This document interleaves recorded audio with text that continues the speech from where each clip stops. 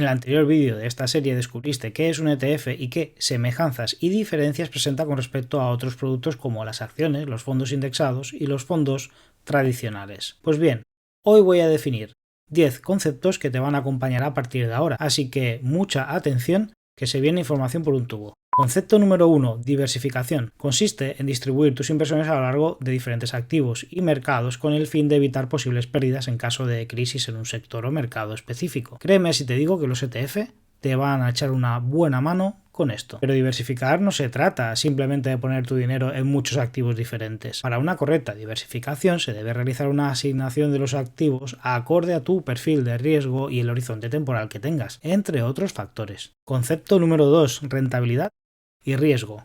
La rentabilidad es la forma de medir la ganancia o retorno que obtienes de tus inversiones, pero recuerda que siempre existe la posibilidad de perder dinero y eso efectivamente recibe el nombre de riesgo. Del concepto de riesgo derivan 3 palabras técnicas muy interesantes que son el drawdown, underwater y volatilidad. Se entiende por drawdown la pérdida máxima de una inversión tomando como referencia desde el punto más alto hasta el punto más bajo dentro de una horquilla de tiempo determinada. Por otro lado, el término underwater se refiere a la situación en la que el valor actual de una inversión es menor que el precio al que se adquirió inicialmente.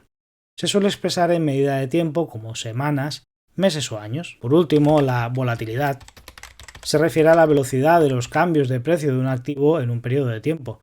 Una mayor volatilidad indica que el precio de un activo puede cambiar rápidamente, mientras que una menor volatilidad indica una fluctuación de precios más estable. Estos conceptos se toman a partir de datos pasados, pero pueden ayudar a entender a qué nos estaríamos exponiendo en caso de estar invertidos o de querer invertir en ello. Concepto número 3, comisiones y gastos. Al igual que cualquier otra inversión, los ETF también tienen comisiones y gastos asociados que debes considerar. La comisión más común es la de gestión que se cobra por el mantenimiento y administración del ETF. Normalmente lo encuentras con el término ratio de gastos totales y no se cobra aparte, sino que se suele descontar el valor liquidativo del ETF. Una manera gráfica de visualizar este coste es comparar la rentabilidad histórica del ETF con su índice de referencia. Luego tenemos otros costes que ya tienen que ver con la operativa y estos dependerán de la plataforma donde te hayas abierto cuenta. Concepto número 4, índice de referencia. Es una muestra representativa de un mercado o una clase de activos.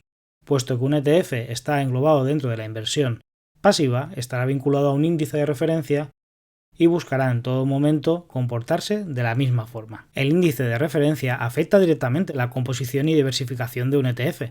Por ejemplo, un ETF que esté vinculado al índice SP500 seguirá de cerca la composición y el desempeño de las 500 mayores empresas cotizadas de la Bolsa de Estados Unidos. Por el contrario, si el índice de referencia corresponde a un sector concreto, es probable que el ETF tenga un mayor riesgo y sea menos diversificado. Esto en sí no es ni bueno ni malo, simplemente se debe tener en consideración dentro de la estrategia de inversión de cada uno. Concepto número 5, Tracking Error. Se trata de un indicador que mide la diferencia entre el rendimiento de un ETF y el rendimiento del índice de referencia. Esta métrica valora la eficacia de la gestión del ETF. Por ejemplo, si el tracking error es bajo, significa que el ETF está replicando el índice de manera efectiva. Este parámetro no es propiamente un indicador de la calidad o rentabilidad del ETF. Puede ser útil cuando estemos comparando diferentes opciones antes de invertir. Concepto número 6. Tipo de réplica. Los ETF pueden seguir a su índice de referencia mediante una replicación física o sintética. Un ETF físico replica la rentabilidad de su índice de referencia invirtiendo en cada uno de los elementos que constituyen dicho índice. Por otro lado, un ETF sintético replica la rentabilidad del índice de referencia empleando derivados financieros. La consecuencia directa de esto es que los ETF de réplica sintética tienen una cesta de valores que puede no estar relacionada con su índice de referencia. Concepto número 7. Liquidez. Se refiere a la facilidad con la que puedes comprar o vender un activo. En general, los ETF tienen una alta liquidez, aunque es importante tener en cuenta que esta liquidez depende en gran medida del mercado real que hay detrás de su índice de referencia. Esto es fácil de entender si comparas un mercado enorme como es el estadounidense con otro mercado más pequeño como por ejemplo el español. También se puede aplicar a los diferentes sectores y es que un sector individual del mercado tendrá por lo general menos liquidez que la totalidad del mismo. ¿En qué afecta la liquidez a la hora de negociar un ETF? Así por encima, mientras menos líquido es un ETF, más difícil es conseguir buenos precios de compra o de venta. Concepto número 8. Tamaño de cartera. Un ETF con una cartera más grande generalmente significa una mayor liquidez y por lo tanto menos costes y mayor facilidad para comprar y vender. Además, una cartera más grande puede ser una indicación de un mayor interés por parte de los inversores por ese ETF en particular. Por otro lado, un ETF con una cartera más pequeña puede ser más propenso a fluctuaciones mayores en el precio de las acciones y puede tener una menor capacidad de diversificación. Sin embargo, también puede ofrecer oportunidades interesantes para inversiones más arriesgadas y específicas. Concepto número 9. Frecuencia de rebalanceo. El rebalanceo es un proceso interno del ETF para asegurar que su composición siga siendo coherente en relación con su índice de referencia. El rebalanceo se realiza regularmente y en función de su frecuencia puede tener un impacto en el coste del ETF y en su rendimiento. Y concepto número 10. Política de distribución.